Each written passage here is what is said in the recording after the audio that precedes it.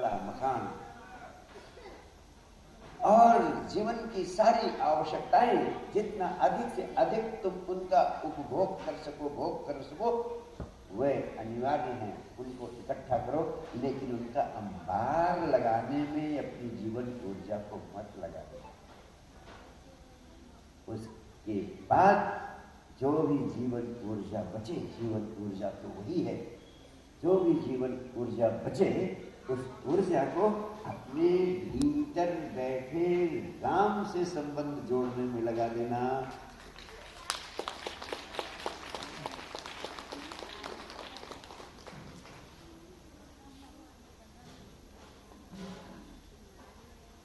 और जब एक बार उसकी छोटी सी झलक तुम्हें मिल जाती है, तब तुम्हें पता चलता है कि तुम स्वयं को कितनी बड़ी संपदा से वंचित किए चले जाते हो।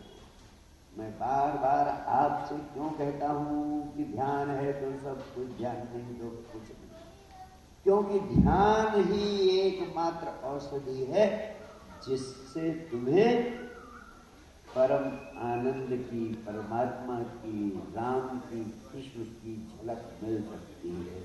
उसी से वो तुम्हारे भीतर ही छिपी हुई है, उसकी झलक तुम्हें ध्यान के माध्यम से ही लग सकती है।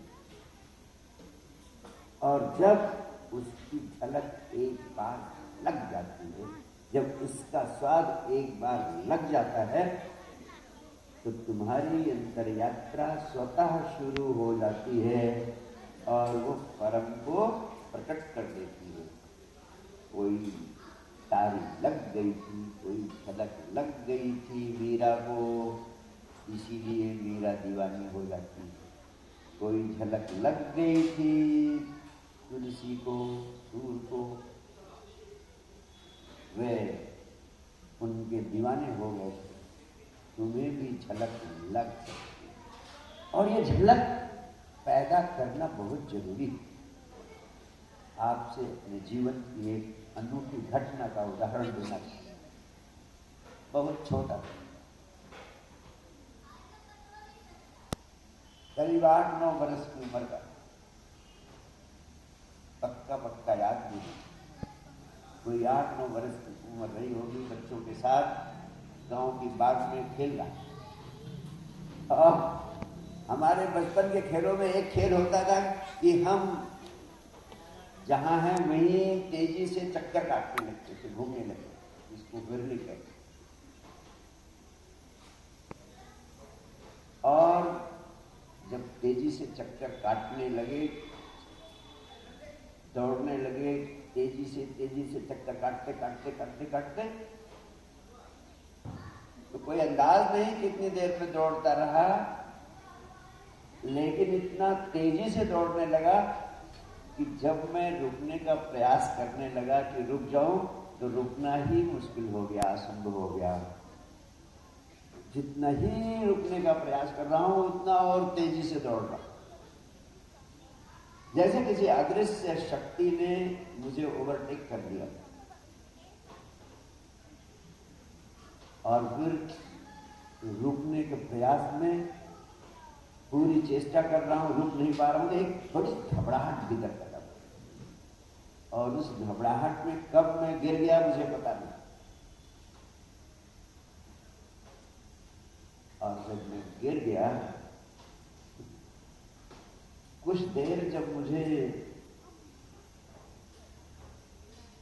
जमीन पर पड़े हुए होश आया, तो जो अनुभव मुझे हुआ एक अद्भुत आनंद का, वो इतना अद्भुत था कि जिसे मैं आज भी शब्दों में व्यक्त नहीं कर सकता हूं, उस समय भी नहीं कर सकता था।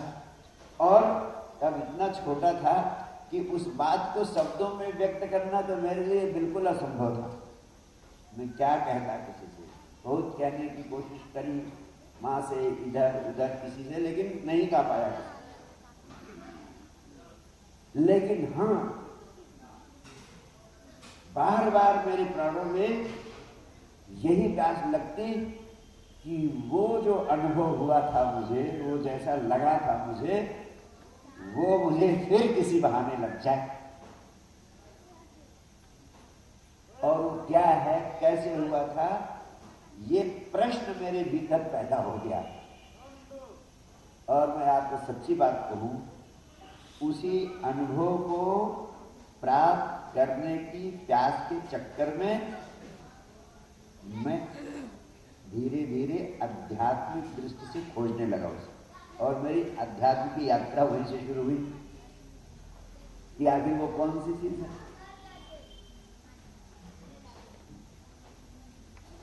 फिर खोजते खोजते इधर उधर आते जाते, पूछते पाछते,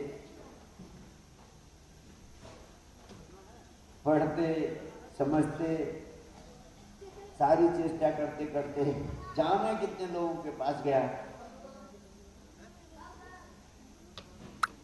अंततः वह महत्वपूर्ण घटना घटी जब मैं प्रातः वंदनीय स्वामी सुदर्शनाचार्य जी के चरणों में उपस्थित हुआ। उनकी उपस्थिति में पहली बार मुझे उसी झलक का अनुभव हुआ जो 8-9 वर्ष की अवस्था में मुझे हुई थी। पहली बार इनकी उपस्थिति में, इनकी प्रेजेंस में ठीक उसी की झलक मुझे मिली जो उस समय मुझे हुई थी उपलब्ध। और तब मैंने समझा,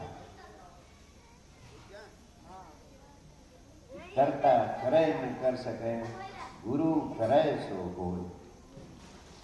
वास्तव में अगर गुरु न मिलता, सदगुरु न मिलता, तो शायद वो झलक मर जाती मेरी और मैं भी संसार से जुड़ा हो जाता। ऐसे तमाम सारे लोग सच्चे सदगुरु के अभाव में बहुत बड़ी संपदा से वंचित हो जाते हैं। इसलिए मैं चाहता हूं कि 2 ही मार्ग हैं उस झलक को पाने के। कभी कभी अकस्मात ही वो झलक मिल जाती है। वो पूर्व जन्म की साधनाओं का प्रभाव होता है कि अकस्मात वो झलक आपको मिल गई।